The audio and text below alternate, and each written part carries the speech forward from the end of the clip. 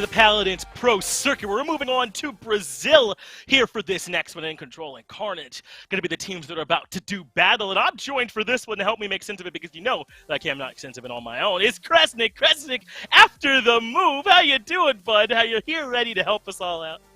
Yeah, somehow recovered from a 20-hour drive, but we managed to make it work, and I'm definitely excited to be here to watch Paladins again with the upgraded internet here in our new place. But Carnage and Control, what a matchup to bring myself into, right? This would be one of the highlights from Phase 1 into it. Both teams, different, rosters in a little bit, but they're still both close-ish to the top of the standings, and I want to see how things look now.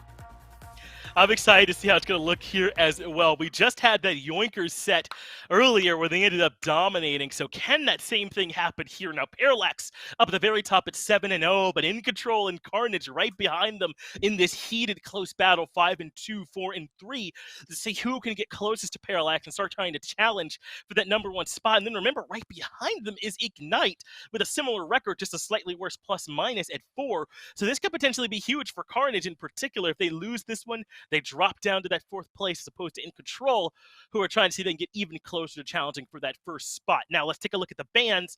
Ice Mine, Frog Isle, and Stone Keep all banned. So that means we might end up on some odd ones here this time around. Shattered Desert going to be our first map. Yeah, I mean, we're going to definitely see Jag and Bright, but I wouldn't be shocked to see a Bazaar, or, I mean, we're already seeing Shattered to start, so we'll see if Carnage being first pick here has anything particularly in mind against them. Now, their draft ideas might change a little bit. I believe they have Cool and Z playing for them, one of the controller players that has kind of been around in Brazil. So new look for them in that sense in draft priority. Incontrol, who actually, funny enough, had him last week, now have Mika back on the team. So priority shift around a bit, but Incontrol, maybe they know what Cool might be looking for, what he might be asking the team to be picking up for them in this draft. Well, the Zen here banned right away. Obviously, one of the big differences here from Europe and all these other regions is that Ruckus perma-ban that we see happening up there in Europe, not going to be happening here in Brazil. Likely will not be getting picked either. So the Buck and the Zen both taken off the table, which means that between the 4 that we normally see some bans go to, the Victor, Vivian, the Corvus, and the Genos, only one could be banned, if at all. So a lot of that top quality stuff going to be making its way through down here into these drafts. Yeah, definitely expect to see some of them going pretty early here, but Flankers at a premium, so I wouldn't be shocked to see Carnage maybe going for one themselves. Even with the picks that are open, they're clearly aiming to limit that section of it. But Corvus instead, as you said, I mean, it's one of the pocket healers. We know how strong he can be. Win rate's still dead even, but sometimes when you give it up, you have the answer to it. Not that as big of a deal when you play into it. And on a map like this, I think his mobility is great. He can get away pretty effectively. His ability to spread heals from a distance, as long as you have that mark on someone, it all kind of works together on Shattered Desert, but now he'll have to handle the aggression coming in from, I'm assuming, King Kaiser on this Ashe.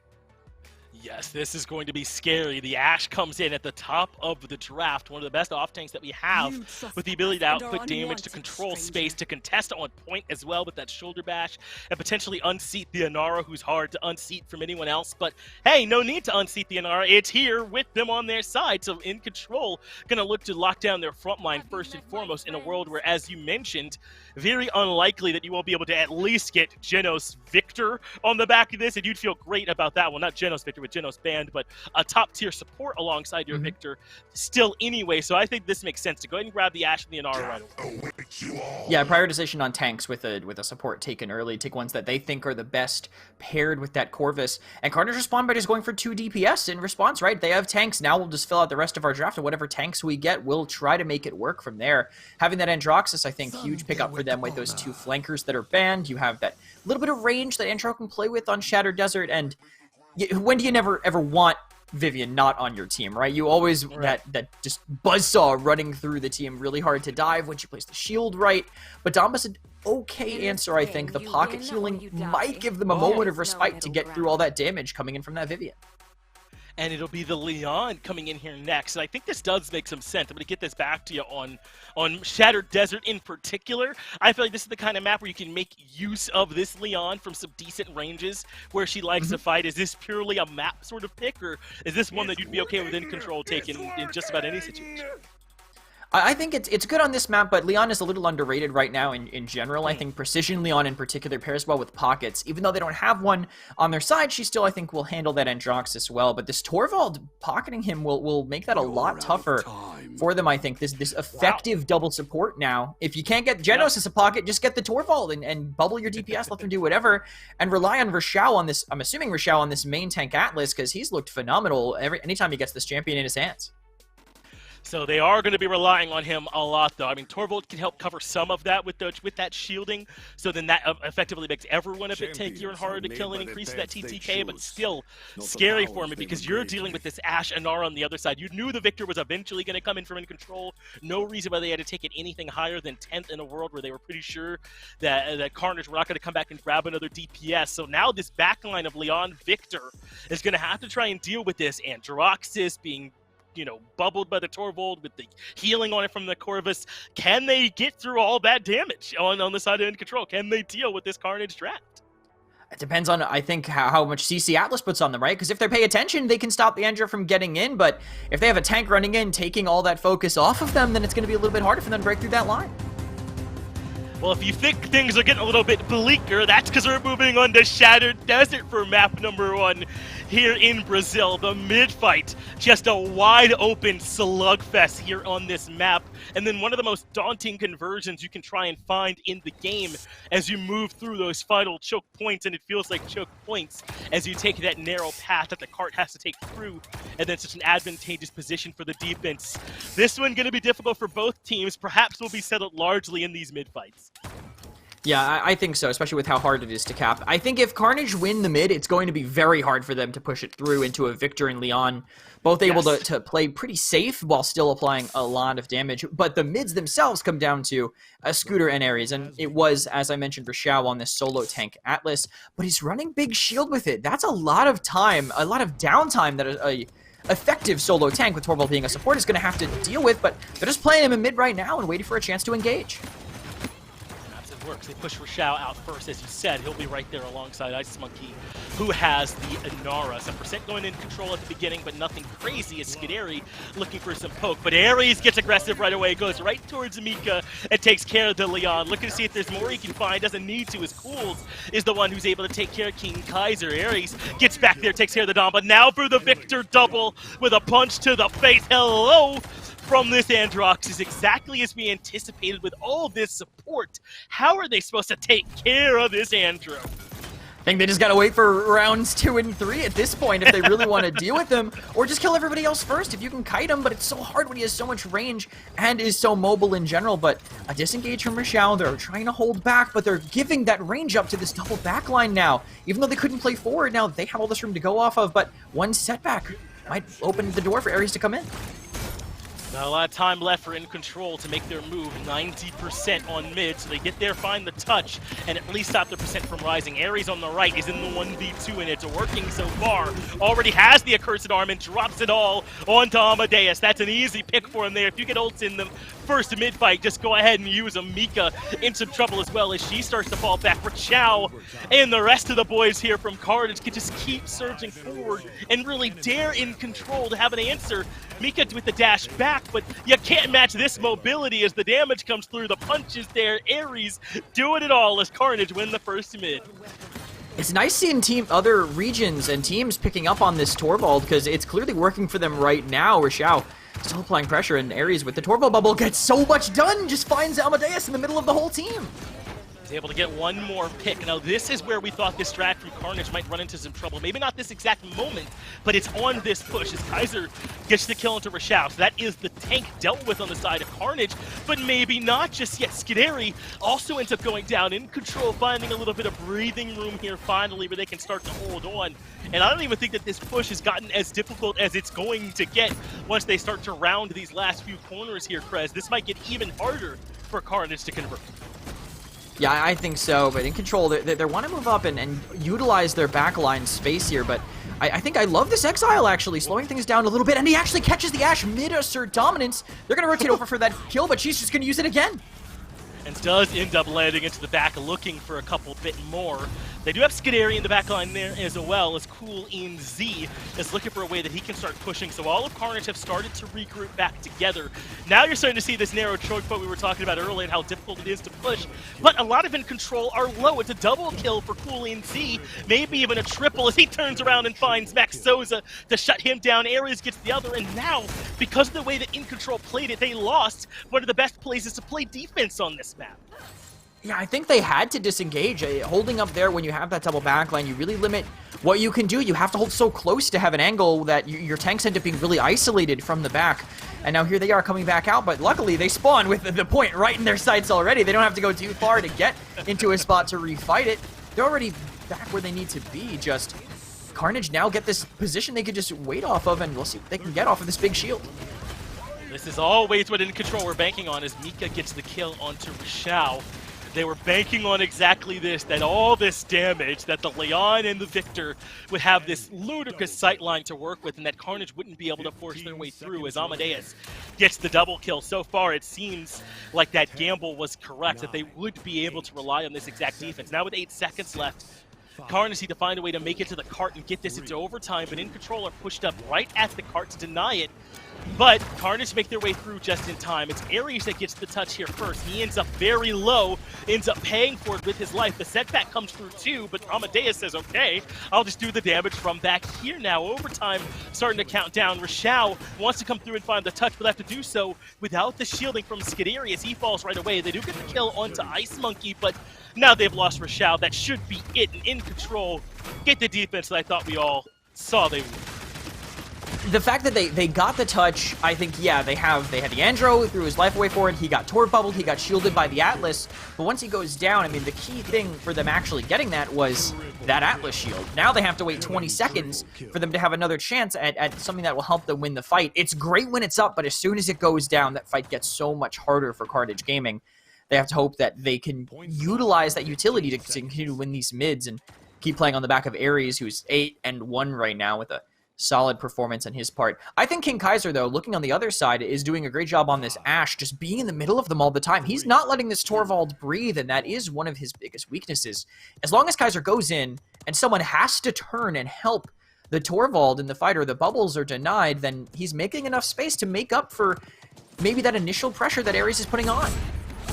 Sir Dominance coming out early does find the stun onto Scuderi, and exactly as you wanted, this Ashe is on Torvald watch. Ultimate from Amadeus indeed takes care of Scuderi. Rishao falls as well, and this time Ares does not have time to do the solo man dive onto Mika because they've already blown up everybody else. They do lose Ice Monkey for it, which is a blow, but certainly not a fatal one. Crimson and Cool in Z both get dropped. Incontrol, have control. The mid, they're already up to 70%, and now Amadeus can start getting aggressive on this zone and try and prevent Carnage from making their way back through. A touch seems likely, but difficult to stop them with this much of a percent lead.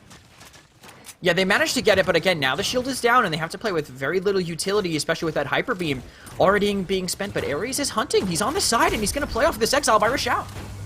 Exactly as he's done so far, looking for this kill onto Souza, does not get it, but now the chase is on. He does eventually clean it up, and now he just has to duel with Mika to win, as Amadeus gets one. Amadeus turns around and helps, and gets rid of Ares. That leaves Cool in Z up top, basically all alone. Now Mika's still low, but there's plenty of damage coming out. Scuderi falls as well. They'll walk back in. Amadeus goes, okay, I'll cap it if no one else will, and that should be enough for Incontrol to find the 2-1. That early cap time really helped them because it forced members of Carnage onto the point one by one as the fight went on. Torvald went there, he kept Cool alive, but had to kind of overextend to make it work. Made unfortunate by Amadeus to not connect, but he has the barrage, maybe to follow up, and this Atlas shield won't do anything to the barrage. I'm not sure why Rishao spent it there, but Amadeus still, no one peeked him. He holds onto it, and his team is still getting pressured by this Torvald. It's working here for him. Amadeus looking to see if he can keep track of Ares. Recognize he's on that left side, but Amadeus cannot find the requisite shot. Ares wins that battle as Ice Monkey wins the tank battle. I'm sure it was similarly epic as Ares drops the accursed arm from up top. Not able to find much damage with it there. Crimson gets rid of Mika. Ares gets rid of Souza, and this should put a damper on Incontrol's hopes of trying to make this offense work right away. They've got plenty of time to work with, but I think more often than not, we will see these offenses go like this, Kresnik, where they get stalled out and cannot find the conversion. Yeah, I think this is one of the maps where it's actually easier to get to that close area, but to convert it is definitely the hardest part of it. When these teams in control, you can see they can just wrap you so easily, and that double backline makes it really hard to live through it as Rashao ends up falling, and Scooter probably is there to follow, but these ultimates are just missing. They are. That was the Leon ultimate, I believe, that didn't find much. In Control, though, don't seem to care. Can you tell from the kill feed? They just missed one of their backline ultimates now. They're able to keep rocking and rolling, but still, they've only done the preamble, right? They've just now gotten to what is the hardest part of this offense, and if they will be able to make anything happen with it, they consider sending Amadeus around to the other side. That's where they end up meeting Ares. Good damage is coming out from the Axe. It allows them to control it, and Amadeus gets the kill. Dread Serpent came out as well just to guarantee it, but Mika so low over to that right side does eventually get some healing coming from the Damba, and 30 seconds left for them to work with, but Scuderi does eventually clean up that kill onto Mika. Without their Leon, this does get a lot more difficult for Incontrol, especially now they've lost their Damba. Yeah, I liked the way that they initiated that, I think, with the Dread Serpent, but these ultimates are coming out on defense, but is Ares too high? Okay, he drops down, and last line of defense, but they finally have this shield coming up, and Ares is hunting for more kills. He is going to be able to grab one more into King Kaiser. The cart is right there, but In Control have such a low chance of actually getting it converted. Mika way in the back. The ultimate coming out from Scuderi as well to keep them back. The Inara wall good to answer it and allowing for the Inara to stay close. Amadeus gets the kill into Cool and Z. Scuderi now coming low as well, but does get the shielding. Has enough damage to take care of Mika with some help from Ares, who gets the double kill and pulls them back from the brink, because boy, did this one get close there right towards the end. But now there's too many members up here from Carnage. They'll be able to take care of Kaiser and this Inara eventually, and we'll be able to find this defense, but Krez, it got way closer than it had any right to be. That was so close that I thought that Ares just dashing up to ult was going to lose them the round. He got just a little bit off the guard, and it was about to roll in. The Hyper Beam by Scooter, I think, was a good decision as well, but countered by the wall. It's just, they have the tools to defend, right? They have all that little bit of extra sustain that makes it harder for Incontrol to burn through. They have that wall, and when it's up, both of the backlines can't do anything. That's their time to burn the tanks on the side of Incontrol. And these backlines are doing phenomenal for them, too. I mean, Amadeus is 17-7. Mika having a good time not dying, 9-5 there for them. Amadeus, I like that they're playing into the sustain of the Victor a little bit more, sacrifice a bit of that firing stance just to have more HP and potentially live through a little bit more of that damage that's coming in. But Carnage, again, they have such an explosive composition, but they spent some of their resources there. Effectively no ultimates, with the Sentinels being the only one that they have for them. So In Control, if they execute fast, Carnage might not have an answer. They might not. Viraj coming out very early, and Mika barely able to help them get the edge over Rashao. You saw how low the Inara was in that little exchange, but it ends up working for In Control, at least for the moment. Amadeus trying to see if maybe he can come up a little bit further and find a couple more angles to look for some damage. But basically at this point, all of Carnage have been forced to retreat. Ares, I believe, is still lurking off to the side, but even he rejoins his squad. 50% and counting for In Control. And this 2-2 is very even. Sometimes 2-2s can be a bit misleading, as Ares takes to the high ground, a cursed arm, let him put plenty of damage on Amadeus, who cannot escape in time, gets the double as she shuts down Ice Monkey as well, and will be clawing Carnage back into this mid-fight. Yeah, the slow fight, and I thought the point time was going to just add up and end up going in Control's favor, but they had the timing. Ares just building ultimate charge to get a kill with that accursed arm. So great look for them, but In Control, they have potential with a retake. They still have this assert dominance, and if the other members on In Control manage to force back Ares and not let him stop Kaiser, they can't do anything. But Rashao is literally in the middle of their team, distracting all of them, but they couldn't stop Kaiser. It looks like he's going to be right to the point. He's just going to walk his way through, but is so incredibly low. Actually gets the touch and the wall to buy time, but Scooter is able to get the kill right on the back of it. So Ice Monkey goes down. This overtime should go through in favor of Carnage as well. It does. Now they improved to the 3-2, but doesn't it feel like the writing's on the wall, and we're just going to have a 3-3 mid-fight at the back of this. King Kaiser with this kill onto Cools, making a double. He gets rid of Ares as well, is going to try and make my prediction come true, at least at the beginning, as they take a ton of time away from the potential here for Carnage to find a convert. Yeah, no way for them to do it by the end there. They ended up throwing when they threw the tanks on the point, of course it was going to be hard for them to fight there again, but as soon as the tanks respawned, they caught them off guard, and maybe a small overextension there, but this by them, the shields can't block that barrage, and the accursed arm just to slow them down, it looks like. Not to let them push, but in control, they still have the position that they want, and Kaiser seems to want a little bit more.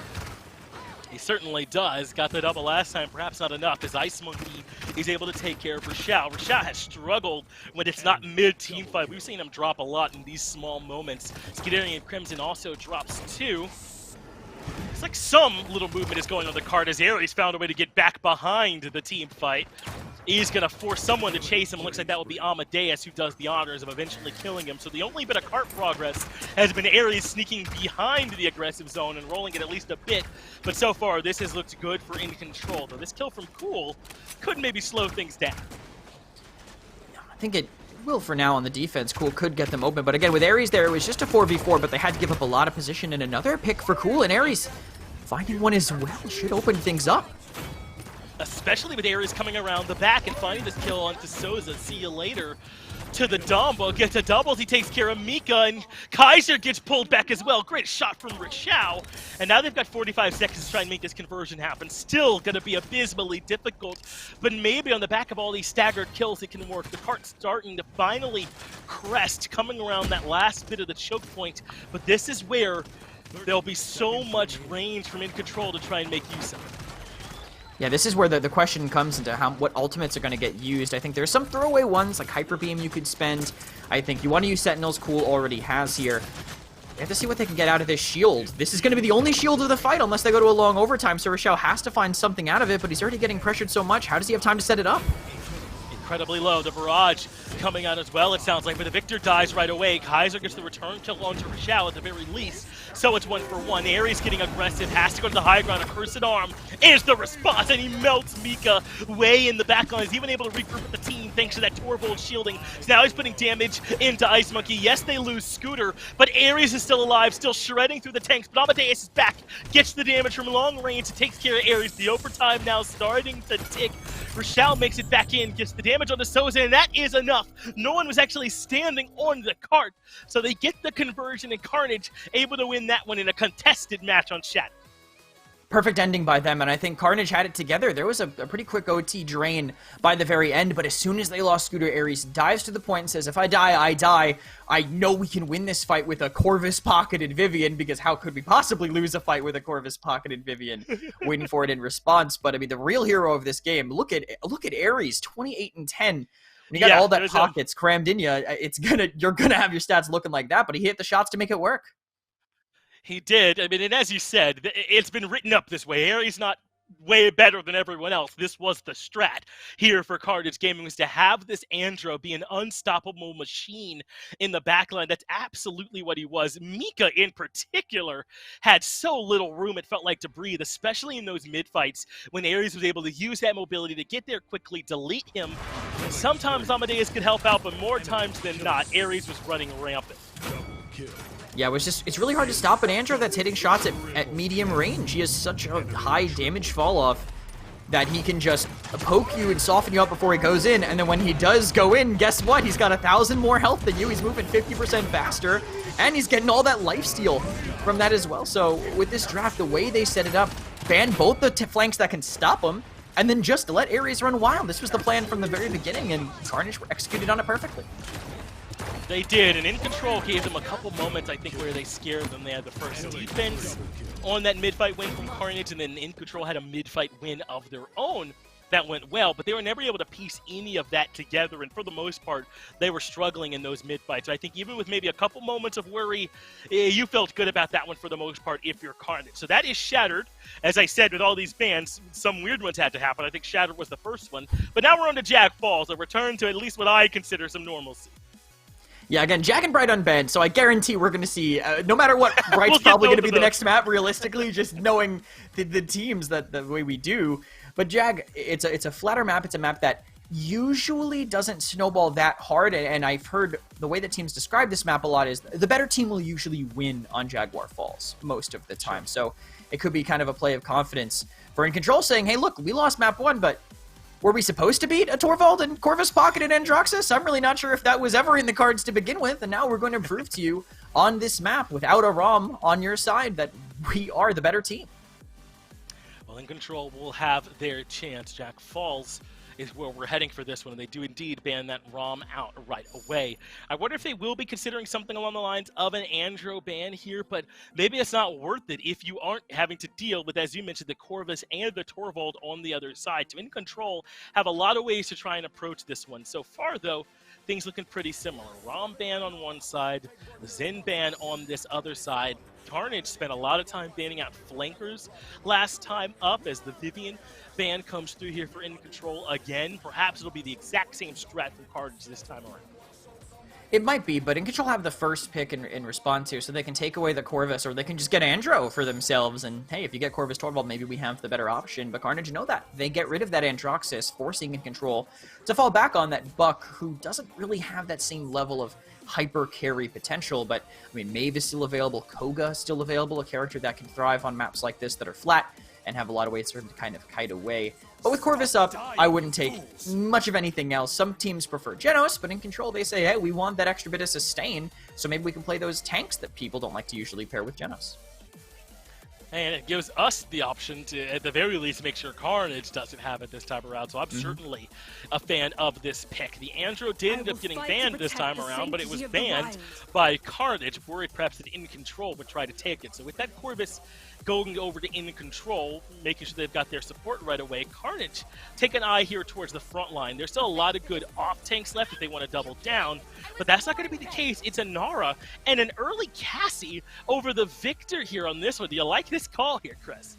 I think I do. Again, I really don't love Victor on this map. I know he can function, but I sometimes would even prefer to lean back on a Tyra, where you can survive the pressure that's coming in from them.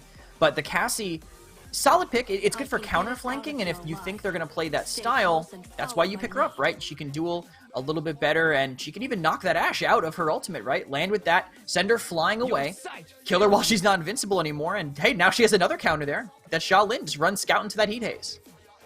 And should be able to figure out where that Sha is in most cases. Sha, ordinarily considered a pretty strong pick in his own right, with the ability to cripple out some of these that are reliant on that movement and just his high damage output too. It's been getting banned a lot so far here today. Maybe In Control can show us why this pick is so often banned out, as they have it now to pair alongside this Ashe and this Corvus. But still, I'm unclear on how this In Control team is planning on playing. When you've got this Cassie, the Torvald, the Inara, you understand what they're trying to do. What is In Control still looking for with just these top three picks? They need someone to pair with the Ashe, of course, to get aggressive, and that will be the Talus, as that gets locked in. And when it comes to point tanks here, honestly, I don't even know if I love any of the remaining options. Maybe Terminus, if anything, just by what's there. But Nando can get nullified out of his shield. Nando, not a bad pick, but will be tough when the entire team comes collapsing down on him. But that ultimate will still be so impactful. Whenever, whatever flanker or character they're pocketing with that Torvald dives, going to be a Tyra, that Nando will be able to keep the team going. Just that little bit, that immortal, that little bit of breathing room can be enough to make or break a fight. Well, looks like you're right. No Victor going to be happening this time around on Jaguar Falls. Brazil not preffing it this time around. So it will be this Torvo Damba as this sort of backline support to enable the Tyra Cassie with the Inara on the point here for Carnage. Meanwhile, In Control are saying, good luck trying to set that combo up. We've got Ashe Talus to bunker bust it kind of from minute one to try and cause some problems with it, and then you're hoping that the Fernando can hold his own. But boy, is this going to be a difficult task for them. Carnage won map 1 on Shattered Desert, but on map number 2, we're heading over to Jaguar Falls for a bit of a different look this time around. Let's see which team comes out on top. See what team can be more aggressive, I think, will be what makes the difference into these teams having the Ashe and Talus. If they can catch that Torvald while they're in transition or when he's just not ready to be pushed on, it can just destroy the core of this Carnage Gaming team. A lot falls on, I think, the shoulders of the two of them pushing, and it might even be that kind of hard to just find the dive in the first place. Tyra, assuming we have Mercy Kill here, and we do. I just managed to scan my way down to see it. That's a lot of sustain. That's a lot of damage reduction that they're going to be able to just live through the dive with. So much damage going in and not effectively finding too much there potentially. And I was going to say, maybe we see some Wrecker out of this Talus to duel them a little bit better, but rush that Resilience so that Nullify coming out of her Shao doesn't make as much of a difference to that Talus' survivability. Absolutely rushed. Ice Monkey will be the one that comes out first onto the mid, builds up some percent as a result. Meanwhile, all of Carnage are stacked, and Mika, it gets the punish, takes care of Ares instantly, having a harder time of it so far on the Cassie as opposed to playing the Andro. Scooter goes down right away too, and they've all been relegated to this waterfall side over here out in the open. Meanwhile, Incontrol just control the mid. They're already up to 70%, and Carnage left wondering, how do we get this Inara back onto the point through all of this? It's not going to be easy for them. Someone has got to find a touch. They're already up to 96. The Inara slowly making her way in, but it's not in time. Incontrol get the mid cap, and Carnage are left wondering what happened. Just got them caught out there early. Ares isn't the one getting the pockets, it's the Tyra. So Tyra kind of, I mean, she's running away with this aggression right now. You can see Cool running in, somehow not killing Max yet. Okay, that's how it should have gone from the start, but no healer team. The Torv team should have the advantage in the longer fight. Think so. Perhaps they can try and get things started now, but Mika gets a 1, Amadeus gets 2, and all of a sudden Incontrol looking much better. Was it just the drafts? Was it changing up the maps, getting a different look? But this feels like a different team than we saw in that first map. Amadeus gonna get aggressive right away, and Amadeus can afford to do this. He has the option to reposition just like this, so he goes up for poke and opens up the map a little bit more for the squad. Incontrol already have the cart up to this next choke point. Getting around this final corner is oftentimes one of the hardest parts, and Amadeus finds Ares again. Yeah, just constantly catching them in the core of their team on the other side from the Torvald, so they can't save them. The aggression keeps paying off, and you can see guys are in the middle of them all right now. Mika finds a double. Amadeus gets the 3rd kill to complete a rampage for himself. Turns into a double as he shuts down Crimson, and Carnage don't know which way to look. It feels like this Talus is spreading the map. Mika has so much damage from up front, and they have not found a way to kill this Ashe up until this point here either. Now with a full minute left, they're rolling the card out. The Inara finally makes her way through the wall to buy some time, but Mika knows exactly where this Cassie's going to be. He can't find the shot, so Ares still stands. Ice Monkey goes down right away, and Scooter maybe can champion finally of a little bit of life here for Carnage as Ares still standing too. Amadeus has come all the way to the back line. Scooter gets that kill, and it looks like Carnage can hold on after all. Honestly, it's crazy to say, but sometimes the minor plays really help a lot. The fact that they all dove to the cart a little bit earlier and were willing to throw their lives away to delay while we wanted the respawns, they actually helped that because of it. The cart was so close to getting capped. After that, they did pick Ice Monkey for that, but imagine if they didn't buy that extra second of time. That cart rolls in. Every little thing makes a difference, but here comes the engagement, and Amadeus, the Nullify, doesn't kill him in time. Doesn't. Chao is able to get there this time. That's been the difference. He's been able to get this Torvald over to the member that Talus is looking for and buying them that second where they're able to make it out. Ice Monkey does get the kill onto Ares. That's the ultimate coming out here from Chao as well, but Amadeus has taken Cool in Z. That has left this Torvald with no one to shield, no one to bubble, and he ends up falling. Crimson dies in the thick of it all, and this Inara trying desperately to hold on and by time will fall. The Cassie can do nothing, and that will indeed be the conversion. Incontrol just needed a second surge, and they were able to break it all up.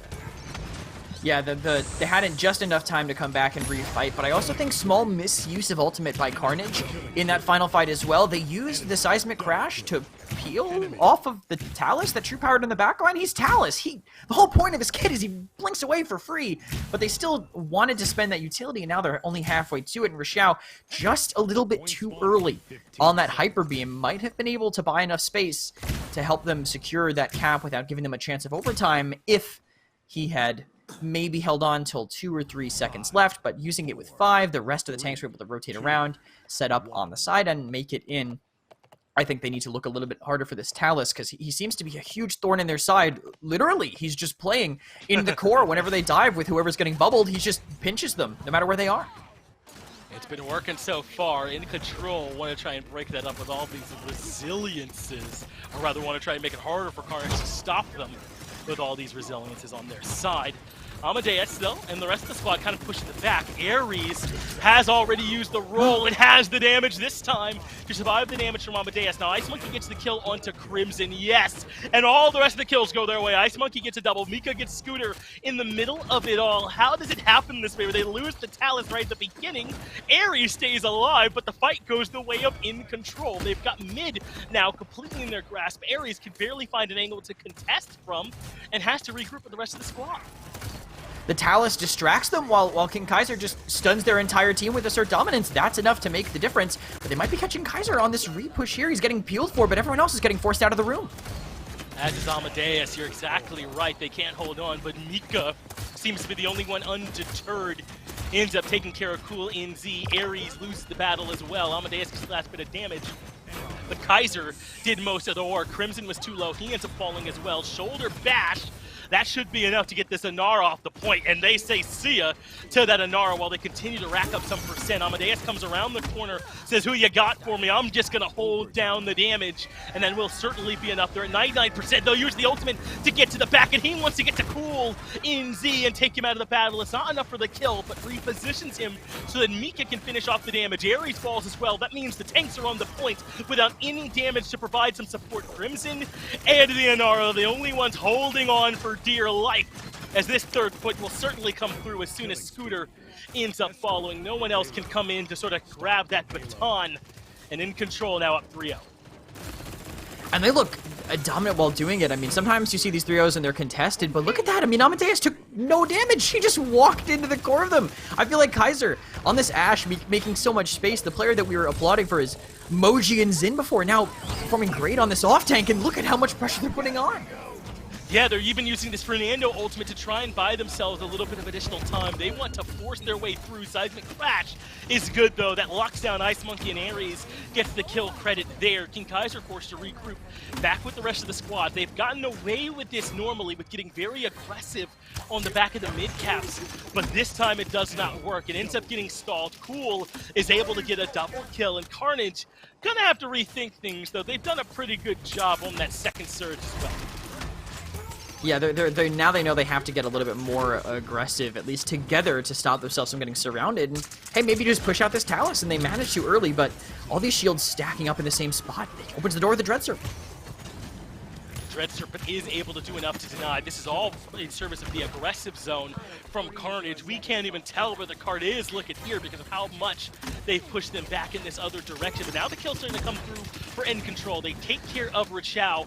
I said the kills are coming through, but Ice Monkey is low and in trouble. And the last little bit of damage comes through from Ares. It was Cool NZ that got him that low in the first place. So this is all Carnage trying to keep Incontrol pinned. We have not seen Carnage have this level of fight yet, but here it is showing up for them on the defense. Yeah, they've just been able to brawl out and push, because it seems to be the weakness in their draft, right? They just are crumbling under pressure here, and I love that they're managing to exploit it as they keep running in. They don't even have anyone on the sides. The death ball stack just falling apart here once Cool finds the opening. Is able to take care of the Corvus on the other side. It's getting plenty of healing for the Damba, and the Ice Monkey cannot stand the heat. He melts as well. Mika, too cool, showing up for him on the defense, gets the triple with the Chow there to provide that fourth kill. Yes, you're gonna go get the reset. We will stagger your death out and kill you when we want to, but this is certainly the end of it, right? No way that Incontrol able to make it back to the cart and convert from this point. So now if you're Carnage, Krez, all you can think about is, yeah, we got this good defense, but we have not looked good in a single mid-fight yet. What are we gonna do? Hope that all the credits that you just gave Cool is enough for him to buy every item in the game, I guess. I don't know. He's definitely fed a little bit now after that 12 and 6 from what I believe was a rougher start, but I think maybe just find a way to continue that aggression without leaving someone alone. Deathball a little bit harder, maybe sacrifice some cap time so you can abuse the tankiness of Scooter on top of having a DPS getting bubbled into rush behind them. I think maybe stack aside. It's not normally the best thing to do on Jag, but if you can burst through and find a pick that way onto the team, and then you can play your normalcy when you don't have to worry about maybe this Talus pinching you from the side. You don't have to worry about King Kaiser dashing into the core of your team. Play off of that, because this 12-volt seems to be a problem. If they can keep putting it in their face, they're buying Wrecker now. They just have to find a way to flip this game around fast enough before those Wrecker 3s come in. Well, Cool, he is getting aggressive, as you suggested, looking for coming around the back and taking care of Mika, and so far it's working. Cool NZ gets the kill. Immortal at this point with this many kills all in a row. And maybe this could be enough for Carnage, especially when they have that fast tap working their way. But Dread Serpent forces them all off. Amadeus is trying to see if he can find a way in to win the duel against Cool, but cannot. Forced to retreat. Now come and look for Crimson instead. But Crimson's able to reposition. They push Amadeus off, but use the ultimate to get right back in, make it to the backline, and take care of Ares. What a response coming out from Incontrol as they are keeping their grip on this match. Scooter gets the return, takes care of Amadeus, but Mika gets one, King Kaiser gets the other, and that leaves this Inara all alone. How many times have we said that one? As Scooter ends up falling, and Control will start to get some cap. What an unbelievable just turn of events there. The Hyper Beam I thought was, I was like, oh, that was a perfect peel. Then he just true powers it and kills the only person he could possibly kill when coming in with it. Just great. Right, the only Amadeus. person where it makes sense to go.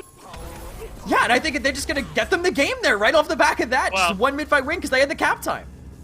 That absolutely worked out for them. Incontrol bounced back from an awful position it felt like that they were in, where it felt like finally some momentum was going the way of Cool. He got an Immortal, takes care of Mika, I believe it was, at the start of the round, but they were not able to connect that into a stronger mid-fight. A great response there from that Talus, and now here we are. They're up in a great spot, tying the set back up.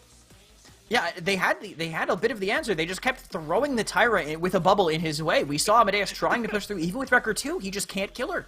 There's too much damage reduction when Cool's trading that damage back. Pair all that little bit of passive benefit she has. He can't break through that wall. So he said, all right, I'll ignore him and run in as soon as you're distracted. They had the answer, but then he just true powered himself back in and showed why he was the star for his team here, going 13-8. Absolutely was. I mean, Amadeus is the reason that those first fights look so clean for them. The one that they were able to win in mid and then get the conversion by pushing up aggressively afterwards. Mika had a great performance in this one for them as well, able to safely do damage from backup. What about Kaiser? More times than not, kind of clinging to life and keeping them in it, finding those low HP targets and clearing them off, confirming those kills, then getting right back and contesting mid. A great effort from Incontrol in this one to bounce back after a tough start from Carnage back on Shattered Desert.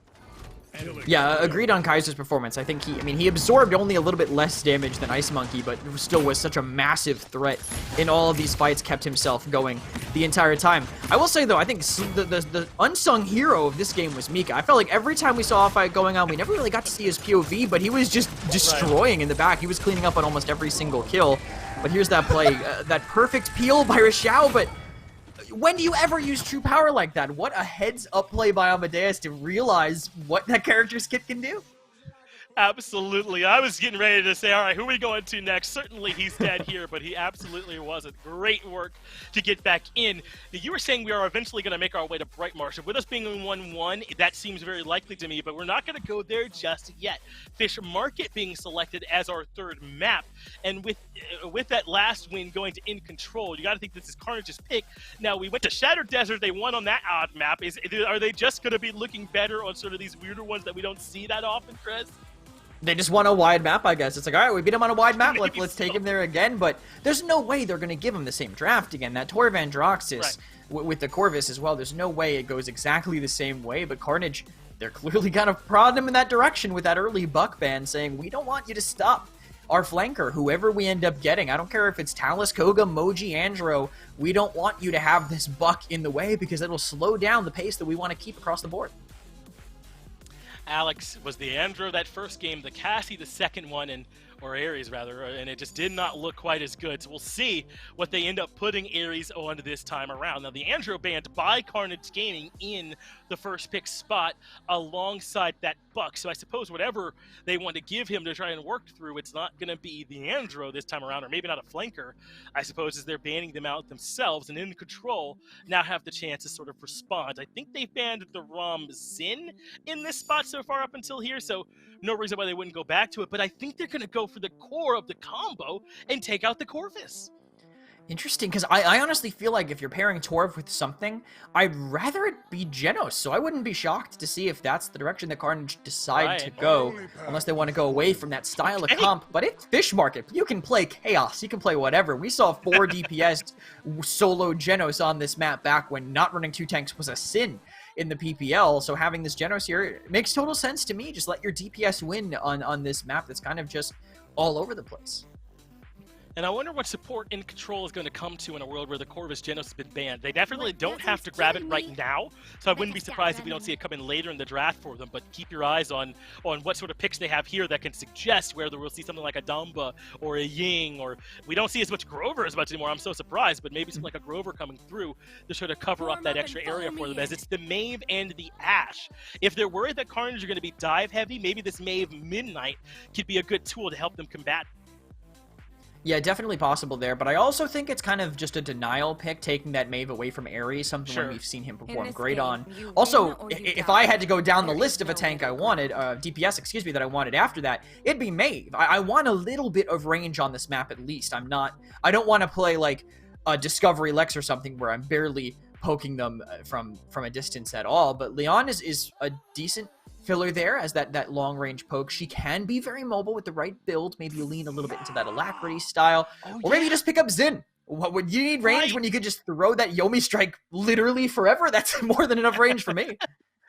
Incontrol had been banning it all set long, if I'm not mistaken, but they had to make the adjustment here to ban out that Corvus this time, so it slips right on through. Great awareness from Carnage, and now they've got it paired with this Genos, which they made sure to prioritize earlier to give it all this extra boost when it's out there working, and the Leon could certainly follow up as well. Not a bad top 3 picks here from Carnage, as Incontrol does eventually end up showing us what support they want. It's the Dumba. You are not welcome. I don't think it's a bad first couple picks by Incontrol either. I mean, yeah, they're kind of just maintaining their tank line they had in the last game, but Inora's not the worst on this map. It's definitely not a star map for her, but at the end of the day, she's still Inora. She's still going to be good.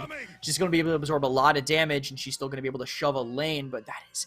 Speaking of absorbing a lot of damage, I don't know if that's enough on the side of Carnage. I mean, Leon, Victor, so much that's going to be coming in, and Ashe and Maeve, they can dive one, but the other is going to be free-firing the whole time, and they'll have to break through that Nando shield in the process.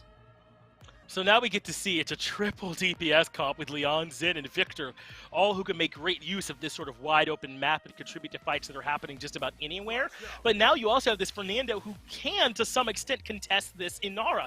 But now you add in this Strix, and the job does become a little bit more important for Carnage. They can't just spread out maybe the way they wanted to before. They got to make sure they deal with this Strix in the back, or else it'll just be a feast for him to find these easy sight lines and get big damage with the snipes.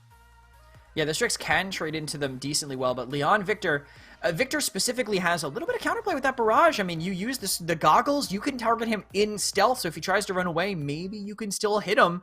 It does kind of end up being a skill matchup, but it's still hard for Strix to trade into the overwhelming amount of damage that Carnage is bringing to the table.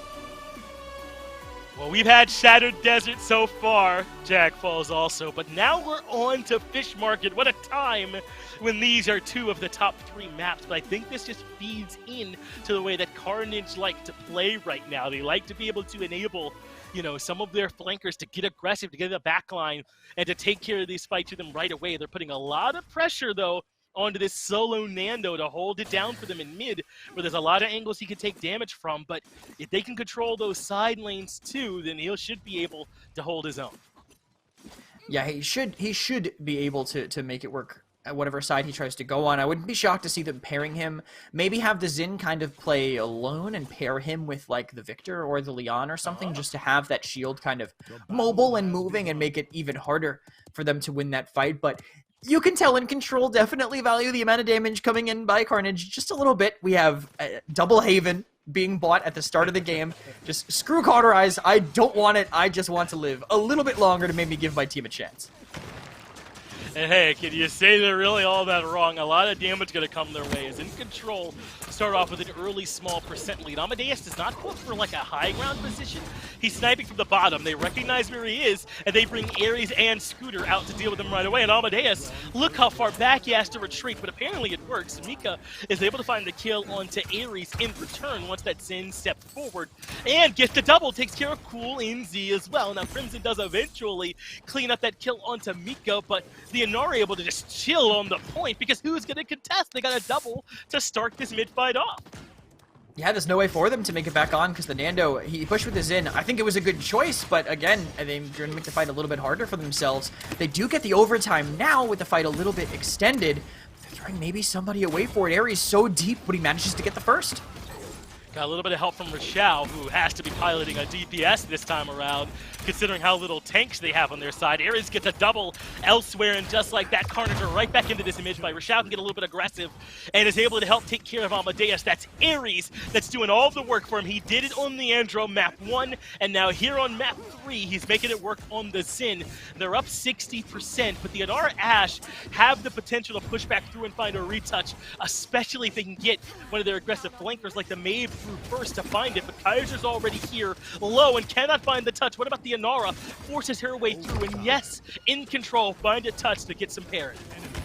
I love the way that they're playing this. Just every DPS is sitting. No one's behind the point. They're just all in front because everyone's going to look to wrap, and then suddenly great positioning there by them because Nando can buy so much time, and no scope by Amadeus trades the kills around, but he just ends up delaying himself a little bit longer. And in control, once they lost it, they tried to get back in, but you saw the way that positioning was set up. Kaiser put himself in a spot where if the DPS were holding maybe a little bit more defensively, kind of using their backline-ness to stop them from coming in, he would have been safe.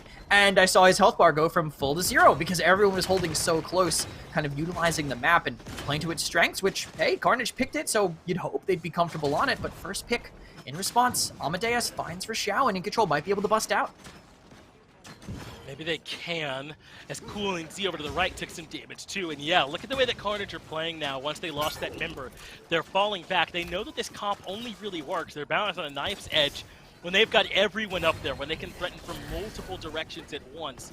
So Incontrol do buy themselves a little bit of space to start pushing forward. Mika considering stepping forward and trying to contest this victor, but thinking better of it as Kaiser's able to find the stun onto Ares. That was the assert dominance use to make sure they took care of that Zin right away early in the round when they still have time to recharge that ultimate. Cool and Scooter both fall too, and now in control all of a sudden can start to get a bit of an aggressive zone going on their own. They're not, you know, all in on it, but they're in decent position. Yeah, they're able to get that ground even after having to spend 3 ultimates for it. They just have to hope they charge it up enough, right? I mean, that's 3 people that all need to do enough damage to get their ult back for the mid-fight, but Mika not concerned about that. He's actually taking all the damage from them, basically, without how much he's doing there on the side. But I think this is smart for them to disengage. They just have to be careful of this one angle being watched by the victor.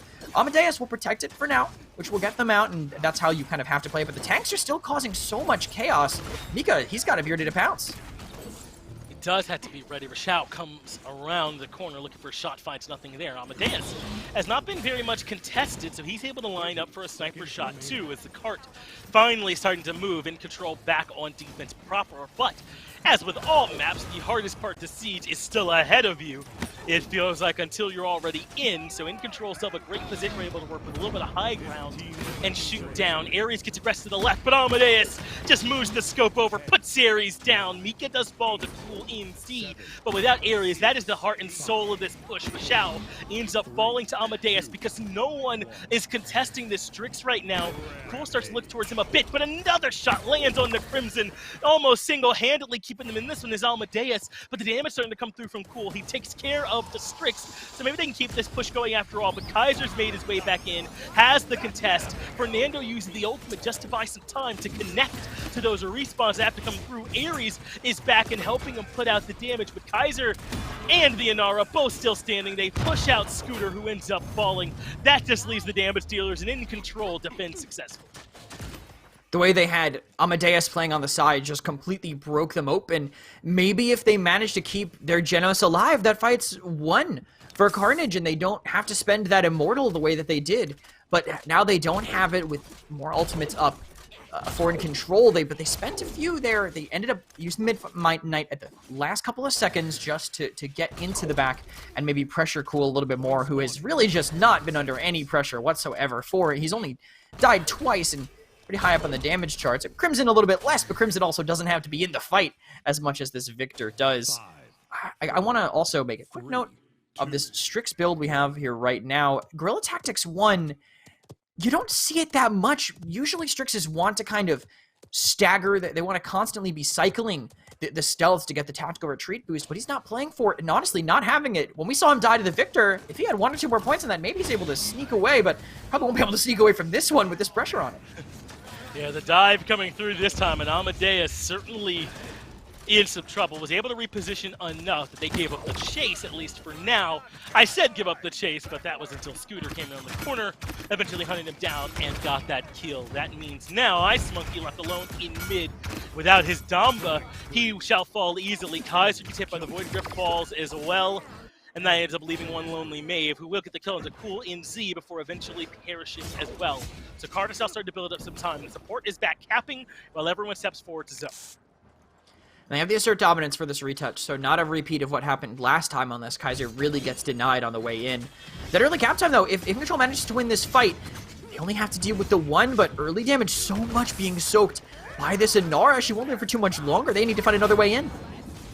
Yeah, maybe Barrage could be that answer as it is coming through. Ares gets the kill on the Ice Monkey. Cool gets the kill onto Mika with that ultimate, but it does look as though Incontrol did enough to contest for a second, but there's the ultimate coming out there from Ares, enough to lock down Amadeus. Kaiser falls too, and Carnage winning this mid-fight fairly convincingly. I know it's 72% to 92, but it felt like Carnage was in control for most of it. Now they get to take another crack at an offense is in control. Try to hold on to their defense. They're moving the cart around that outside positioning now, Kresnik, trying to see if they can buy any position. This is such a hard place to break through when you're against triple DPS, because, hey, look, I guess that's what that happens, right? You try to go out, and suddenly the third angle you couldn't afford to watch manages to pick your backline. Even when this card's moving, when you can keep up the pressure, you are feeling pretty good about it, but in Control, they're sacrificing front to play around the side. They force Crimson off the cart and have to make the tank go back, give them an advantage enough for Amadeus to find a pick. And in Control coming out and looking a little bit better this time, taking care of Ares and Rochelle. I think they did have one more tank who pushed up. There it is. It was Scooter. He ended up falling to Mika. And so in Control, now able to slow down this offense just a little bit. But the cart is already in a pretty decent spot. Carnage should be able to get a little bit more work. Amadeus steps forward, takes the battle with Leon, wins it. Even getting one more delayed kill there onto Ares to stagger out this offense a bit more from Carnage and eat away a little bit more of their time. In Control, holding on to this mid position, not going to push forward for a real aggressive zone, just holding the same ground you would hold if you were fighting a mid fight.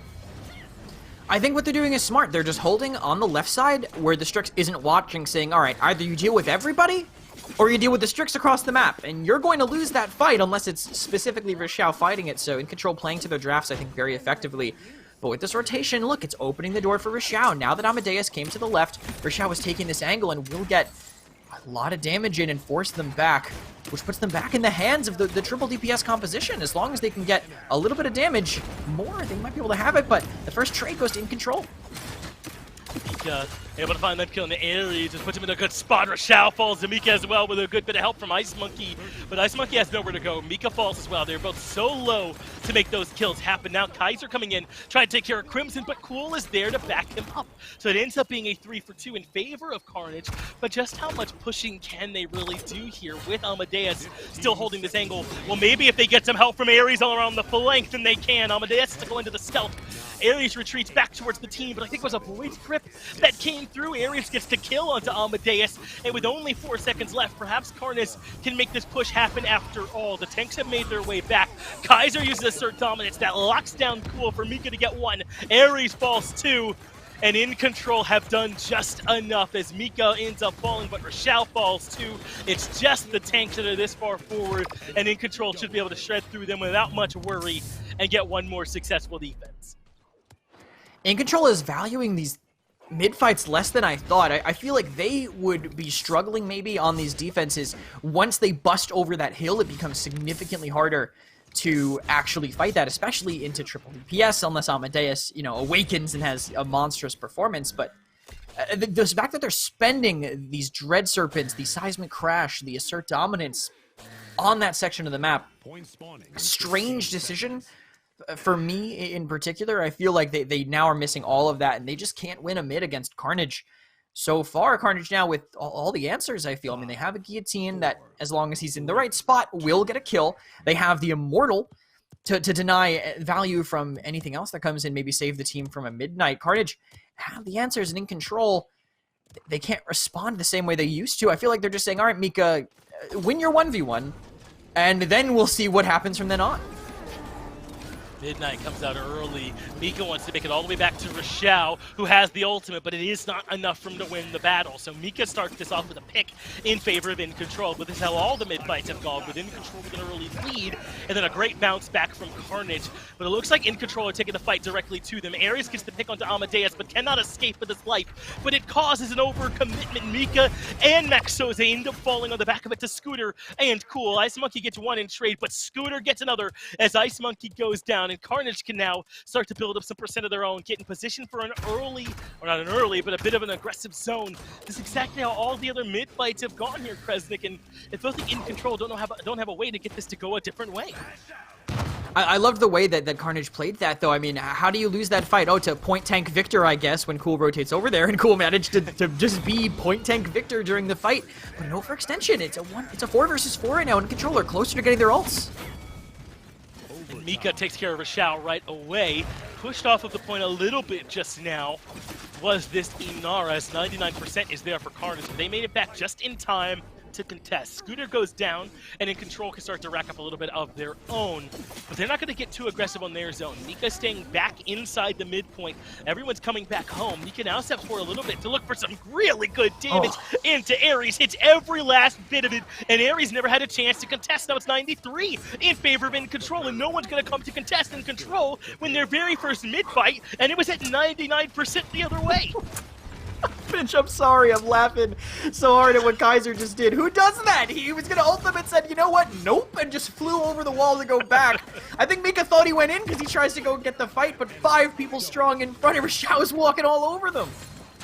Gets a double, taking care of Kaiser and Amadeus. So yeah, offense not as easy as it looked for Carnage, I suppose. Ice Monkey falls too, and Incontrol will have to take another crack at this. But this feels like damage done already to me if I'm Incontrol. Even if they never get much closer to finding this conversion, they needed to prove to Carnage they could win one of these mid-fights, that it was not free for them coming back into this next one. So even if it does end up in a 3-3, I think Incontrol are feeling much better about it than they used to. Yeah, I would agree, I think, completely. The fact that they were able to find that early pick without any of the resources that Incontrol had really opens it up. But Rochelle getting dove right now, and Mika trades 2 for 2. Rochelle is able to at least get those 2. As you mentioned, Mika trades it back out. Mika and Max together are able to get that kill on the Scooter. Cool falls as well, so Incontrol will get a chance to try and make a push happen. A nice delayed stagger kill here onto Crimson, as it's Mika that brings this cart forward. But now moving up to move alongside Kaiser, do some damage behind the shielding. They know exactly where Ares is, and they would love to get him before he can regroup with the squad, but all the backup came. Carnage made sure that there was no man stuck in no man's land, and they keep Ares alive. But the cart is now right outside of coming around this final corner and moving up the hill. Ultimate from Crimson doesn't find much, but Cool does get the damage onto Mika. Yeah, no Tempest Maiden, it's still 1 for 1, but the way they're spending the ults, they want to break through, but this is so hard for triple DPS to go through, but Rochelle spends the ult to find nothing as he tries to dive. They do at least get this kill into Ice Monkey. That is huge to shut him down and leave all of this onto the shoulders of Kaiser. And by on the shoulder of Kaiser, I mean that Incontrol will fall back instead. Ares steps forward, sees Amadeus' scope, says, oh no, takes a bunch of damage, and has to fall back. Incontrol. Now with finally a decent sightline for Amadeus, but the barrage comes out to challenge it. Barely lives with a little over 200 HP, and Incontrol certainly still have a chance to make this work. Mika's in the back, taking care of Rochelle. Now Cool comes to deal with him. That means no one is looking towards the rest of Incontrol, and Ice Monkey used that time to get the kill into Ares. Yes, Cool eventually gets the kill onto Mika, but I think damage was already done. King Kaiser takes care of Scooter. Cool NZ from the back is trying to do the long range damage, but the cart is slowly rolling forward. Someone has to come out and step forward to stop it. Someone needs to get in front to stop this conversion from happening. It's Ares. He puts his body on the point to stop it. Now is left a bit isolated, but gets some help coming out from his Nando. So he puts the ultimate on to Ice Monkey, gets the kill, and is able to reposition with a little over 200 health. Somehow Carnage held on to that defense, and Ares did a lot of the work. Yeah, Zin in front of them just sustaining and using the guillotine, plus it charges so fast he's already at 40%. He just used it to kill an Inara, but he still managed to make it work, and there we go. Yep, that's exactly what I wanted to see. He even leaves it immediately. He's like, all right, that was cool, but why did I do it? I need to figure out something to keep my team from getting baited, and then Mika still tried to commit a little bit after. I think this was that triple by Rochelle. Leon has so much potential to snowball the way that you build her normally. with the inheritance and the heraldry, a little bit less in the inheritance, a little bit more in just trying to stay alive and keep up the poke. But look at Cool right now. I feel like he is not really under as much pressure as the other DPS, and he's still doing an astronomical amount of damage for his team. Definitely, I think one of the keys here at staying alive, and also kind of trading into Amadeus a bit. I think if Cool doesn't live that final dive from Incontrol when everyone got killed and he managed to trade out Mika, I think they managed to hold that. He's kind of given them a lifeline and a chance to even have this 3-3 fight. Mika found a way to get that kill. It'd be different, but we're back in the 3-3 as expected. Cool gets the opening pick, and this time the fight starts off in favor of Carnage, which is an awful, awful sign here now for Incontrol. The Inara stuck out in the middle of nowhere gets mowed down. Amadeus does get the kill to Rashao in trade, but Ares has found his way to get some damage onto the backline coming along this right side flank. Looks like he's not going to push too far forward as that ultimate does clip someone, I believe, just not enough for the kill. 54% in the back pocket here for Carnage right now is Incontrol, struggling to find their retouch. Ares is able to reposition, get back towards safety, and the Inara does come back out and recontest point. As the ultimate comes out from Fernando, that means Ares get the kill here on Namiko over towards the side. Assert dominance is the response, as Incontrol seem to have the mid going in their favor, but the Nando made his way back in. Ice Monkey goes down, and things are looking great so far for Carnage. Kaiser has it all to do to hold on, but the ultimate is there from Ares. He cuts Kaiser down right away, 96% to 99. The OT comes through as a touch of desperation comes in from Mika, but he falls right well, and Carnage appear to have done enough to win it here on their map pick of Fish Market. I loved the initiation from Carnage at the end there. The fact that they used the Immortal proactively. Sometimes you're like, oh yeah, I'll use it when they Seismic Crash. I'll use it when they Dread Serpent. But they just said, hey, wouldn't it be sick if Ares couldn't die right now? And then they just ran over and ulted him, and he couldn't die, and trades that one fight. Yeah, they forced out the Assert Dominance, but because of that, Kaiser can't use it to touch. He's on the side. Yeah, I guess he stunned and killed the Genos, but it took so long for that to happen that the rest of the fight just tumbled. A slow developing play to the side that ends up favoring Carnage. And I know we're going to have to give Cool his credit for being the one with all the damage of the good KDA, but I think he has afforded all of that space, almost 100%, because of Ares and how much time Incontrol have to spend trying to keep him locked down. Yeah, they tried to deal with him, but how do you really deal with this when he's juggling his cooldowns well? When you have the counter always up, when you're connecting every shot like that gorgeous 180. Oh, not that one, the other one, I promise, but Ares always being a threat. And then when you least expect it, he's just going to execute one of your tanks and take him out of the fight. The utility from Guillotine, when he's paired with Genos to make up for that damage difference, he gets away with so much and barely loses anything at all. Zin definitely can tell why it's been banned the last 2 games. You can, man. They did not want this to fall into Ares' hands. I know this one ended up being pretty close. We came all the way to 3-3, and with a legitimate chance for Incontrol to get the conversion and just win it 4-3 on offense with a chance at the conversion, but now you have such a difficult puzzle to solve in terms of how do you limit what flanks are given over to Carnage, how do you limit what Ares is allowed to play. So far on the Andro and the Zin, he has controlled the game, so what does that leave you that you're allowed to give over to him? I guess you and I could take some time to think about it. Incontrol needs some time too. It'll be a quick break, and we'll be right back to find out what's their answer.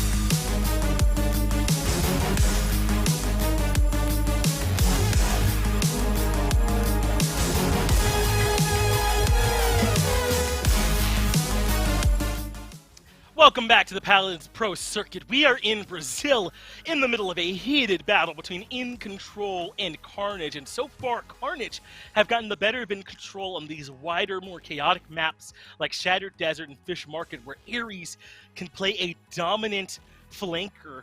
But on the other side, Incontrol have looked great on Jaguar Falls, a perfectly normal map where people play all the time. Yeah, I mean, maybe Incontrol got those standard maps banned against them, and Carnage said, all right, we're just going to keep taking you weird places, but you can't really rely on that. I mean, now Incontrol, losers pick, they get to go wherever they want next. So, again, not something you can really fall back on. And hey, what did I say when we got into this? We're going to see Jag, we're going to see Bright Marsh, and of course, it's going to be the same team that pick them both. They want that kind of they want that sense of comfort. Maybe they just need that to really perform at their best here. But Bright is a little bit better for verticality than Jag is. You have that those roofs you can go over. They have some of those areas where you want to be able to jump up high if you're coming from the low ground. You can go from the main area to tree. Sometimes you want to go back to your spawn if you drop down. So maybe a little bit more leaning that way on a map like Bright Marsh that Carnage Gaming might feel a little bit better to play around. Maybe so. Perhaps Carnage could make Bright Marsh work in an area where Jaguar Falls struggled. One thing to keep an eye on, though, is that if Incontrol do win this map, how handily do they win it? Because it's been 4-3, 4-2 on those Carnage maps, very contested, but the Jaguar Falls one was 4-1. That was pretty handily in Incontrol's favor. I believe that 1 point was a defense. So maybe that's something Carnage might have to worry about if this one ends up being one-sided as well. But that's only if they lose. And obviously, if they win, hey, we forget all about that as the Zin banned away right away this time. But it's banned by Carnage. Incontrol ban away the Vivian and the Rock. They want to just deny maybe the first pick of the Zin when we saw how effective it was before. So I wouldn't be honestly shocked to see another flank entering this. We saw them ban Zin Buck on the first map that we saw. They just maybe don't want their flanks to get slowed down, and that's exactly what they're going to do. They're going to get rid of those flanks that can really control and slow down flankers, which to me says that they want some of their own. This is exactly how they set up with their Andro on Shattered Desert for map 1. Control could just take it for themselves, but Corvus is open, Genos is open, all the pockets that they could want, and they want Corvus, they want that lifesteal, they want that little bit of speed spread across the board, plus the actual pocket healing, which Genos really lacks when it comes down to it. Ends up going over to the side of Incontrol. A strong top pick for them to take, which can deny some of that flexibility over to Carnage. But Ares says, all right, let me run it back from Shattered Desert. Has the Andro here on their side. Now, where are they going to be going next? We have seen Anara going into slot a lot, but I don't know if that's what Carnage wants.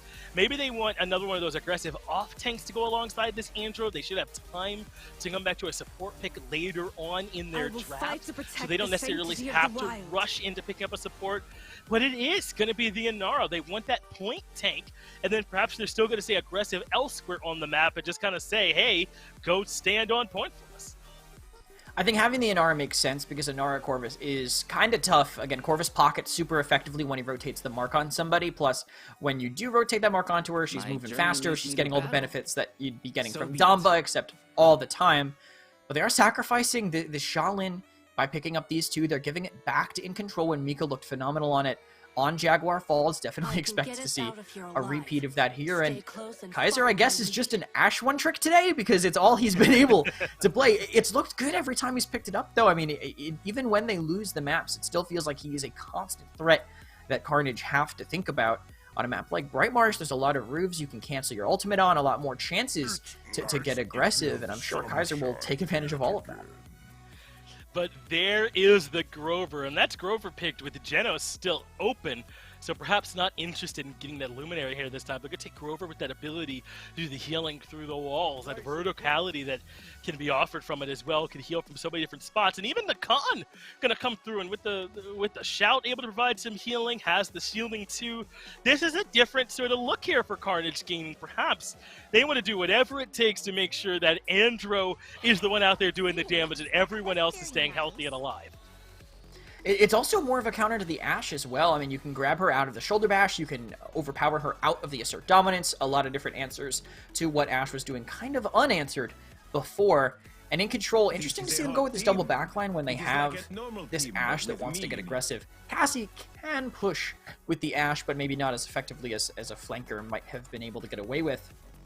Still a lot of damage, though, on the board for them. You'll be able to maybe break through that con shield a little bit easier. And you also have, of course, the scout, so you can do that setup play. But these tanks, I like them. I love the tank ultimates that they have. A lot of chances to set up. I think Incontrol ended it with a pretty solid draft. And now it'll be the Talus coming through for Carnage, so a little bit of clarity as all of their DPS is really going to be an aggressive flank-style DPS. The Talus going to want to get to the back line, as is this Andro. And then you have this Inara Grover Khan pocket in the back of good luck killing us to deal with. I mean, I'm sure they won't be all standing in the back together. But when you think of what it adds to this team, who is the person that you can lock down and kill easily on this squad? Really, no one, but I do think it's a bit of a mismatch almost in Carnage's draft, right? They have these two really aggressive flankers that want to go in, and then a tank line that when I see that, I'm thinking, all right, they have a sniper, they probably have a bomb king controlling a side, and they're not really looking to go anywhere. So a bit of a mismatch, but that's a perfect way to dive off of a route, right? If that Andro goes in off of a Grover route, that's a perfect setup for them to find even more. And they'll be able to use that mobility, the ability to get to the back line, the verticality well here on Bright Marsh. And they've got the Inara to go into mid, post up as she loves to do, and just kind of chill. Let what happened in apartments happen as she racks up the percent. Bright Marsh will be map number 4. Carnage Gaming on map point and a chance to win this set right here, or Incontrol with a chance to bounce back and force us to a 5th map. We'll be finding out here in short order. Yeah, we'll see how they end up playing it, how they do play around their flankers here, and if they can even get through the Shaw Cassie that are going to be in the way. You know, Sandtrap on a Talus leaves him with like 600 HP. It's not pretty. Once that connects, what can Cool really get away with around it? I will say, though, I do love the Wrecker buy to start to shield tanks that are going to be in his way, but a lack of cauterize, and that might hurt Incontrol. They're all just rushing this resilience to try to nullify the effectiveness of this Grover, but they're letting him be so much more effective in the other way. And Rochelle is just walking in. Come here. You are not getting away with the shoulder bash this time, Kaiser. And that's up for Crimson to get the kill. Now, Amadeus is able to take care of Ares, who has been such a problem for them this set. Going to make it much easier for them to breathe without having to worry about him. 27% for Incontrol as Rochelle gets Mika, and that gets traded out as Amadeus takes care of Cool. Now, this is unfortunate for the Inara. Everyone can just turn and look at her now. They're putting the damage force her to leave. And that means Ice Monkey can be the one taking a little bit of control here in mid. They're up to 57 already, but Scooter comes back with Ares back. Carnage are ready to push through and take control of this space. Amadeus not going to give up the high ground, recognizing the Andro came out. Reversal means no more damage, but Cool was able to get to Mika elsewhere, so the collapse is on. Amadeus has to fall back, but great damage between him and Kaiser and Ares to keep this fight even. And it's just so hard for these flankers to actually get on Amadeus. He just does so much damage, but a Whirlwind will keep this Inara up, let them fight. Another open response from Amadeus, but he has to be careful how far he goes. He might just get burnt down even through the invisibility. He steps forward. They don't seem to recognize that they need to put the damage there into him. Some is coming from Grover, but Amadeus just has too much damage. The kills end up coming in favor of Carnage, though. Amadeus is the only one that gets one for Incontrol. It has to start falling back, and the percent's starting to rack up now for Carnage. Amadeus peeks around the corner, is able to get some decent damage off without much coming his way, but they need a decent touch because Carnage will beat up to 87. Amadeus gets rid of Cool. Ares makes his way in to help contest mid, gets the kill on Amadeus finally, so the Shaw is now gone. Another point-blank shot in the Scooter, and there's really no one else who can help contest this when they turn around, get the kill in the Souza, and Carnage win the first mid-fight.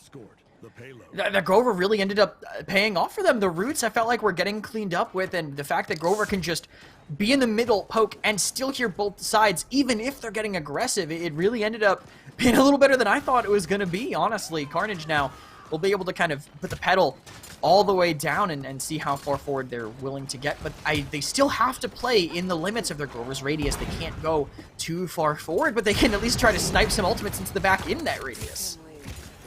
Ares willing to use the Accursed Arm here early in the round. No big surprise there as the Assert Dominance is looking for him, but Ares avoids it, reads it like a book, easily gets away from it as Amadeus does end up being taken down there by Carnage. Ares gets to the back to take care of the Corvus and repositions over to help with the rest of the fights, but this Fernando says he will not die yet, not able to save Mika, and that just leaves the Fernando all alone up front. Carnage are a runaway train right now. Kresnik and Incontrol are scrambling to find the breaks. there's just no way they can stop it. The engineer's fallen asleep, and they can't call him to wake him up because his phone died. But Incontrol now, they need to get down here. But look, the roots, it's just so impactful. This is why Grover's so high pick in NA. You have that healing, you have that CC, and the raw damage to finish up the kills on his own. It looks like that kill onto Cool was enough, though, to slow Carnage down for a moment. Ice Monkey comes out, and Ice Monkey realizes just how much damage there is, gets the shield up in time, but not enough to save him from Scooter. Everyone else is still up on the high ground, just trying to contest via damage. Good reversal from Ares allows them to reposition back towards further safety, but they have so much time to work here with Kresnik, even if they don't get it now, as Mika finds a critical shot to take care of Ares. Carnage should have time to re-siege later on, as Incontrol do find a pretty good wipe here to force Carnage back. Carnage can have the chance to do one more fight if they're willing to die, but they need to do a little bit more. Scooter can't just sit here and let him do it. At least, you know, maybe get some ult charge back or something, anything. But just waiting for the end to come.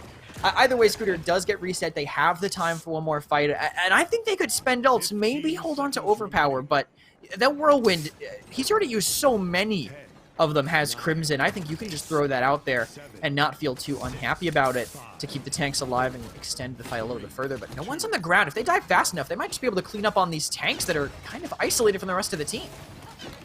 Cool went in and ended up very low. Healing coming from Crimson, so he might try again. This will certainly be happening in overtime if it happens at all. Ares so far winning the battle here up against Amadeus, but the last shot comes through from the Corvus. Whirlwind being used as well to try and keep the squad healthy, as Scooter is able to finally clean up that kill on Amadeus, but they lose Cool over to the right. Kaiser still healthy as well. Crimson falling low, and it looks like Incontrol did enough to hold on to this defense.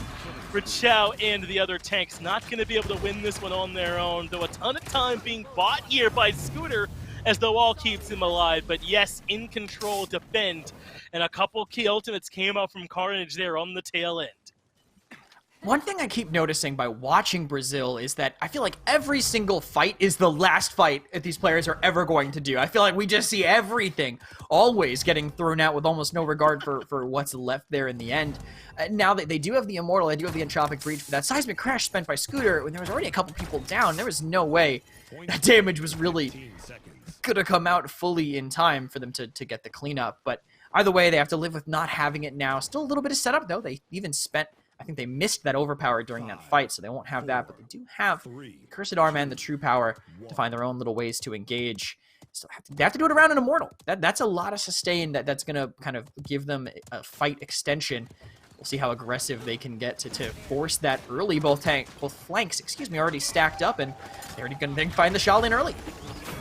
They know they want to get rid of Amadeus, and they absolutely will. The double dive between Ares and Cool, pretty hard to deal with, though they do kill just about everybody else. Kaiser and Mika able to get rid of Scooter, Ares, and Rachao. So sure, you guys got Amadeus, but the heavy cost that it came with favors Incontrol as they maintain their mid position, and Carnage have to retreat, hoping they can look for another siege, but gonna be tough to do it. They don't even have their best tools for getting to the back line.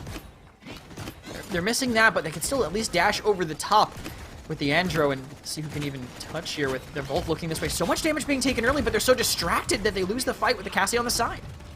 That's right, Rachao ends up getting the better of Mika, and Mika gonna have to take a bit of a timer there, but Ares narrowly getting these dashes off in time. Reverse allows him to regroup to the spot, get some healing. Assert Dominance lands up top. You said there's a lot of areas that can block that ultimate. Kaiser, though, somehow gets to live, and none of it's made any sense to me, as Incontrol had it at 93%, but Cool takes care of Ice Monkey. They now rack up some percent in favor of Carnage. Oh, what a disaster when that happened. Yes. When I was saying it could block the ultimate, I meant that in a good way. I didn't even mean that's the way that things were going to end up turning out. I have no idea how he walked away with that. Ares just can't kill him and ends up trading his life for it. Kaiser's getting away with murder right now, Finch. Absolutely is. Who missed what ultimate is hard to know with Kaiser got so much value. Crimson gets the return kill here at this point as Ice Monkey falls. Cool, able to step in and get one kill, but Rachao fell in the other direction. Somehow Scooter still holding on behind that wall, able to get some decent healing, so they are still contesting. Incontrol have to start falling back. They fully reset it, but it was in favor of Carnage. They just couldn't win it out. Now In Control come back in, stack up to 99, but Ares gets the double. Amadeus, though, and Ice Monkey get 2 kills coming the other way, but Ice Monkey falls as in comes a little bit more. Carnage are able to take it as a bloodbath in this mid-room. Kresnik, how do you make sense of it? Just a chaotic fight near the end, but I think the fact that they couldn't afford to pay any attention to Cool did not pay off in the end. He just sat next to point and used overcharge and burnt through all the tank's health bars. Their DPS are supposed to deal with them, but they just couldn't afford to do it here. But aggression comes in right now. Cassie can't stop 2 at once, and they just left a hole for Carnage to exploit. Ares gets the one that is the beneficiary of it. Amadeus can't win the battle that time. Ice Monkey will fall as well. And suddenly losing all these members here feels like a disaster. 10 seconds without Kaiser going to be pretty brutal. So the cart will get closer, but not close enough for the Captain this time by any means. So Incontrol certainly still have time to defend, but Carnage, you know how relentless they are in these exact situations. They're going to be looking to play aggressive. Oh, they try to be so aggressive. The overpower comes out, but they immortal to save them. But now they're all so close together, isolated in Carnage. Whoa. They want to exploit it, but they have to run. Yeah, well, I think Nika had to step that far up. It cost him his life. Ice Monkey falls too, but so does Cool and Ares. So it ends up being a ton of trading, checkerboarding throughout that kill feed, and it is going to be enough for Incontrol to step forward and start thinking about some kind of zone. But Kaiser, way too far forward, ends up falling to Richao. It's okay. The rest of his squad is up and healthy, but they'd love to have that Ash there as Richao and the boys start to push up a little bit further and get this cart right on the doorstep. I love the split by Cool, the fact that he was willing to go behind and make Ice Monkey turn his head, and again, the counter the dash, it's working out right now. Only Kaiser can delay the point. And Kaiser ends up falling right away. That means Carnage gets the cart through, rolling over the corpse of the Ash as she falls right at the last second. And that's enough for Carnage to now improve to the 3-1. Now, Krez, I'm going to let you make some sense of this, but Incontrol have controlled the beginning of these mid-fights generally. Yeah, I think Incontrol are willing to take that space, but then Carnage are the ones exploiting it after, or maybe they push up a little bit too far, they suddenly get rooted by the Grover. I also think that the Grover's healing output is a big turn in these fights as well. I mean, look at these damage charts. The Inara is top damaging, but the Ashe is out damaging her. Grover's constant output is making this poke almost meaningless in a way, where they're getting some damage, but no one can follow up on it, and Carnage is all follow-up. That's just what they do. Scooter does the damage, I guess, and then Cool and Ares are the ones willing to go deep enough to actually collapse on it. Incontrol down both their tank ultimates, and they're exploiting it right now with the Seismic Crash. They take care of Ice Monkey, and they still have their best backline dive ultimates too if they end up needing them, but they're winning without them. Now comes in the ultimate. The response from Sosa isn't enough. Can't make up to the sky with that Corvus ultimate, and he goes right on down. They're able to push Kaiser back out as well. Mika falling low, and Carnage already up to 60% in the back pocket. Now Ice Monkey's making his way through. He should be able to find a touch to get a contest going, but shouldn't he have to pay a whole bunch of health to get there? The grab does not land from Richao, so Ice Monkey makes it, but they're just behind the shield, putting in damage. They're up to 96% and still climbing. Amadeus falls as well. Mika can't hope for it, and that means Kaiser's left alone. They got the ultimate. He's done. Overtime gonna tick down, and Carnage have decided they are done with this set. They win it on Bright Marsh and take care of their competition 3-1. Yeah, they just end up running away with it. I think having a flanker on this map is important. Maybe you can get away with double backline if you have 3 DPS, but no one other than Kaiser really able to make the room for them. Amadeus and Mika were finding some kills when they chose to engage on the side of Carnage, but they never really had a chance to actually move in off of ultimates, so lets Carnage just run away with it. Even with the higher damage coming from Incontrol, a lot of that was just mitigated by Crimson existing. He could have AFK'd and still been healing almost as much as he was able to. You're exactly right, man. And the combo of the Cool Ares dive came into... It factored in once, but it wasn't kind of the long and short of this one. This battle was more often resolved with these one-on-ones, these two-on-twos, because this was a chaotic last map. I feel like Carnage kind of forced Incontrol to play on Shattered Desert, even on Bright Marsh, you know, with all the different areas where these skirmishes were happening, and that's where Carnage thrived. Yeah, agreed. I think Carnage forced the 1v1s, and even with Corvus marks on them, I think it was just still in favor of Carnage, because they were also kind of letting both flanks dive, so if one died, they would at least trade. But Right. they still had, I think, more damaging tanks, and they managed to put themselves a little bit higher up there with the end of that game. 5-3 now, just a little bit over Incontrol, who were above them right before this match.